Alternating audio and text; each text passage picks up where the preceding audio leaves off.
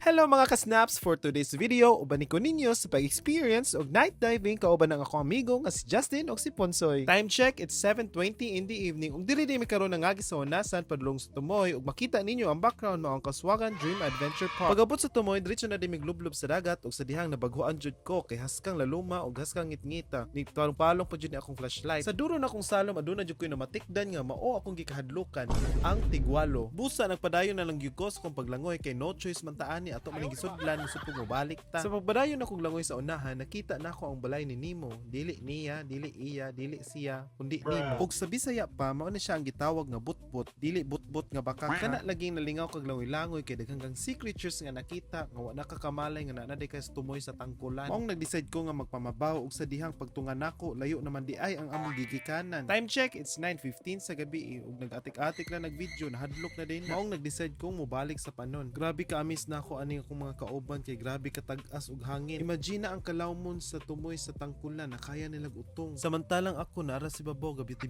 Mga hunters sa den sila guys, bulls ay tarang isda nga maigo silang pana para sa ani oh. Grabe ka paldo, libre ng sudan gikan pamahaw paniud to hangtod panihapon. Sa akong paglangoy-langoy, grabe medyo na ignorante jud ko sa mga rock formations o sa mga corals nga ako nasugatan. Medyo kusog-kusog na jud ang sulog ani kay nagkataob naman sumauto nga ning sinyas ko nila nga mobalik namin dito sa pantalan. Grabe makaingon jud kog abunda ang kadagatan sa kauswagan kay klase-klaseng balat ug isda ang among nasugatan. And finally, after 3 hours of night diving, nakaabot ra jud mi sa pantalan ug mao ni ang ilang mga kuha. Once again, this is Kauswagan Snaps. Stay tuned for another vlogging adventure.